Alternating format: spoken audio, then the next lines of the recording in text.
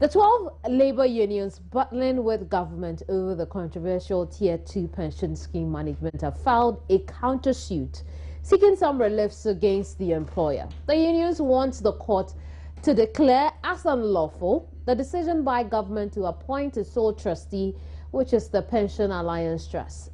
They are not only asking the court to declare as null and void the appointment of PAT, but they are also seeking the court's approval to declare as legal the decision by the unions to appoint their own trustee to manage their Tier 2 pensions.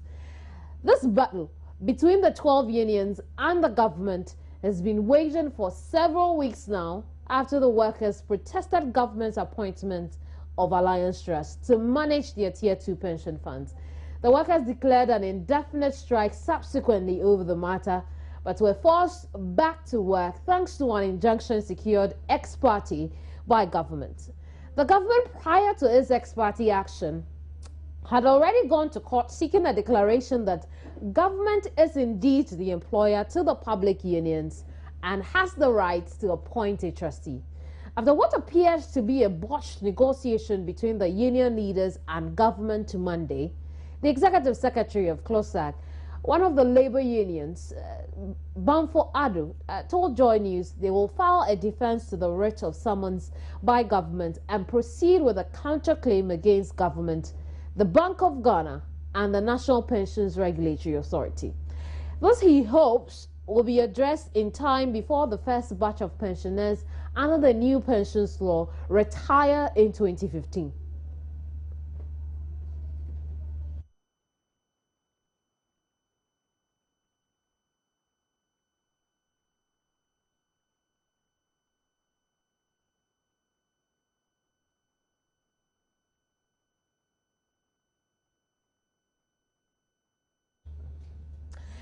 Opeyi Obinfosu is a former director of the National Labour Commission. He's also a labour consultant. And let's have this conversation about the fate of public sector workers over the next few minutes. Opeyi, welcome to the program. Thank you. Opeyi, what do you think about this? Now, Labour Union says we are countersuing government, the Bank of Ghana, and the National Pensions Regulatory Authority. What's your analysis of what's been happening so far? You see, the whole thing is that they are negotiating for a compromise. And in the labor laws, everywhere you look at the laws, including all labor books that you will read, they say that when you are negotiating, negotiate in good faith, which means that the parties should make any information available to the other party in good faith, so that when those things are made, then they will be able to settle the case. But I don't understand it. You see, because it looks as if both parties are not prepared to negotiate in good faith, and that is so sad in industrial relations in this country. And you can only see this where we have an employer who is government, because the private sector employers are not doing this. And so it's sad that you can see this and that they have gone to court, because you see, the final settlement of dispute, according to the labor law, is the court. And once they have refused to negotiate in good faith and refused to even ask the Labor Commission to appoint somebody as a mediator, then the only place they can go is to go to court and settle it finally. Opeyi, obviously, this good faith you're talking about ceases to exist for one reason or the other. But I want to know how we could, or the labor unions together with the employer, could rebuild this good faith. But let's find out from Dr. Justice Yankson, who is with the Ghana Medical Association, one of the labor unions in consideration in this conversation about this good faith you've spoken about. Dr. Yankson. Hi. Thanks for joining me here. Welcome. So, Opeyi is saying that all of these things, the fact that you're resorting to court, government also resorted to court, is as a result of bad faith between both parties. Do you agree with him? Hello? Hello, Dr. Yankson. Yes, the line dropped a little. I'm going to give it another try. And so what Opeyin Fotu is telling us now is that this is just a clear case of bad faith, if you like. Can we reverse the situation? Is it a matter of bad faith for you? Well, in a way, I mean, opinion is right. I mean, there is some bad faith in there, especially the conduct of government. You know, you are negotiating with people, you've all understood certain ground rules, you've committed yourself to it. The next day, you take an ex parte motion. When you are with the very people you are taking the action against, the previous day, barely, less than 24 hours, you are with them. Then you get to another point where you say, okay, let's all put our issues on paper as in the proposal so that we can negotiate. The labor group brings their proposals to you. You don't bring yours.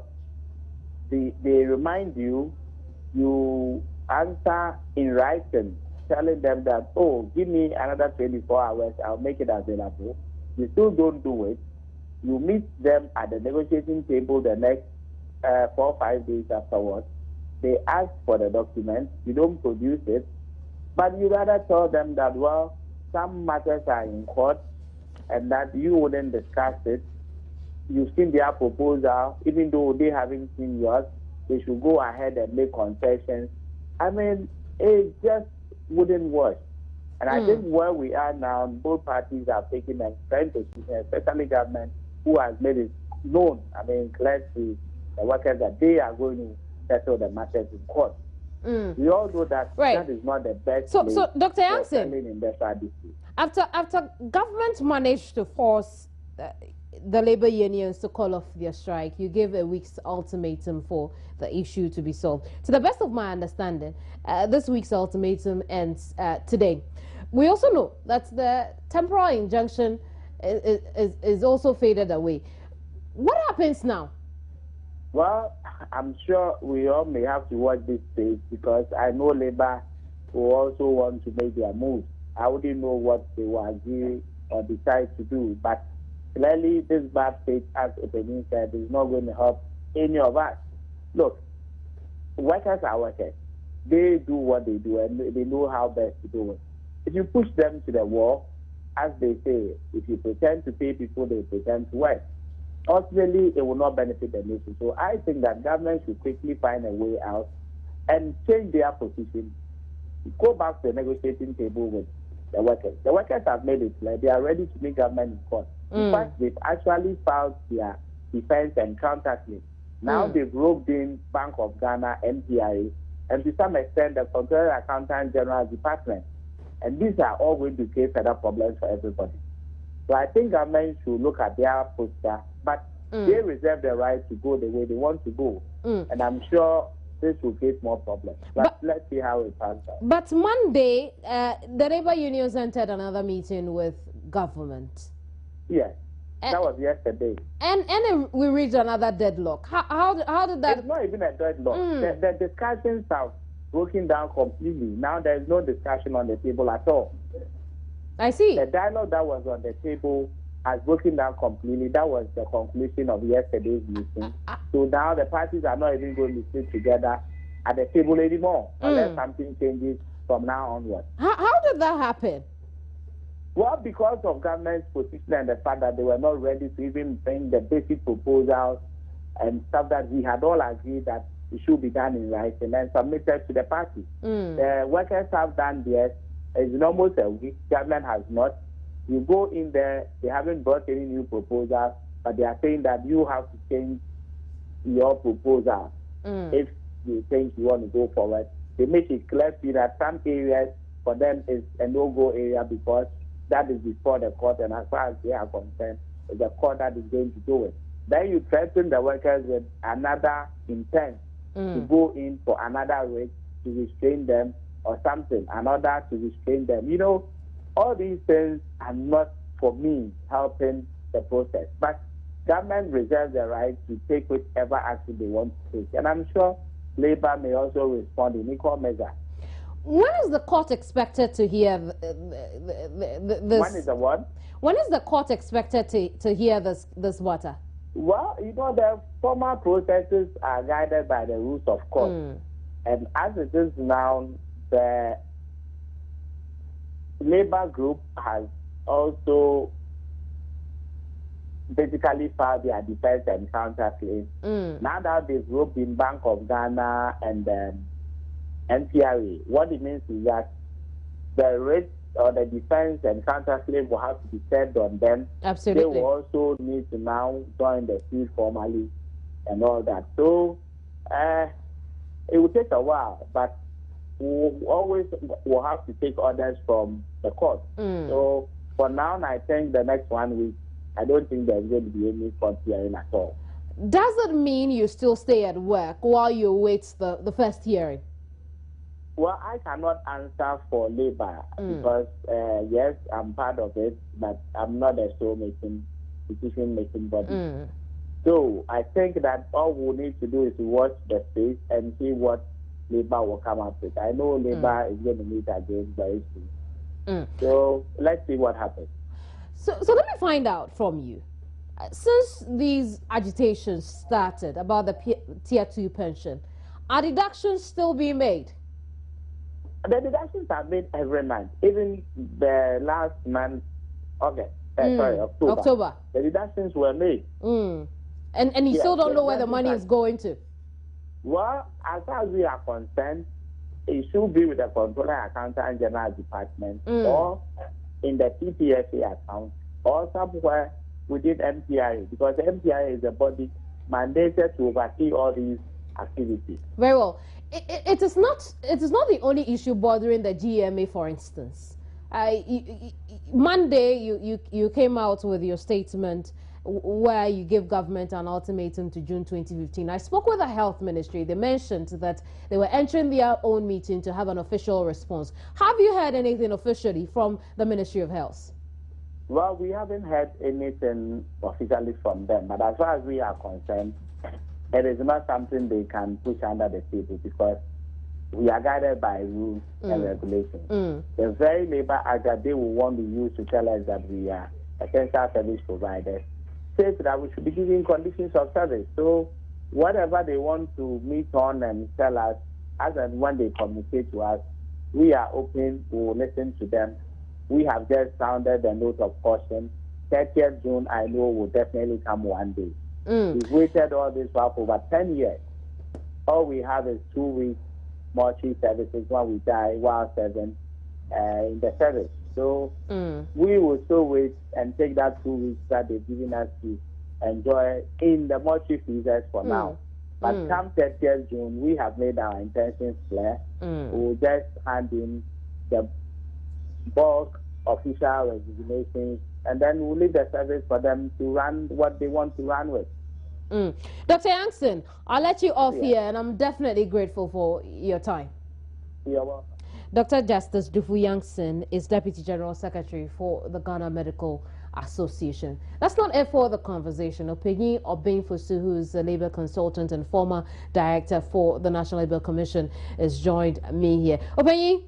Yes. You have let me tell you something before I leave. Right, go ahead. You see, if you owe somebody and the person comes to demand his or her money from you, and the time he came, you were eating groundnut soup, and you have the money, you clean your hands and go and bring me the money. Absolutely. It is when only that you don't have the money that you tell the person that, please, I'm eating, so go and come another time. That is what is happening now. So you think government does not have the money? I'm not saying that, but I'm giving you this story. Well, you see, I'm not saying that because I can't say that, but I'm saying that under normal circumstances, in normal life, when people come to you to demand their money, when you actually know you owe them, and you are eating, normally when people come to you and you are eating, you say that I'm eating, so go and come. It is when you don't have the thing. So then it leaves the question begging to be answered. Why will government be dragging its feet? That's the thing. Absolutely. So this is a question for everybody. But at the end of the day, we want to save the public sector. This is definitely going to have a toll on the growth of the economy. How do we rebuild that bad faith or that good faith that has gone bad? They should try to rebuild the good faith, because you see, it's only happening in the government sector, where the government is not is there as an employer, not as a sovereign government. You see, and because the government in the private sector, you don't have these problems. Opinion, we'll leave it here for now. Unfortunately, I have run out of time, and Thank you very much.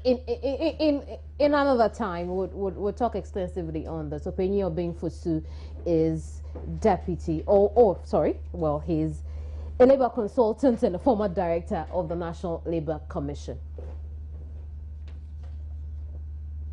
Well, I think there's a lot more to talk about when it comes to the issue of labor. You might want to make time on midday or news today. Let's have an extensive conversation on this, about, you know, from the health ministry, what they intend to do, because now there is the leeway for these labor unions to strike again. I'm not sure what plans they are making for the essential services, who on the last strike made some concessions for emergency cases and pregnant women or expectant mothers. Also at midday, are we getting the gas? Is it safe to flow the gas at the Atuabo processing plant? We'll find out more on this when I see you again. But most importantly, how do you think it would affect generation of power in this country? Will the VRA have any answers from us? For us, join me at midday on News Today and find out. But definitely, I am grateful for your company. Get in touch on Facebook.com/Join News on TV or Kemini Nyamani Amano. Like I say, I will definitely be thrilled that you got to me. My name is Kemini Nyamani Amano. See you again at midday. See you soon. Bye.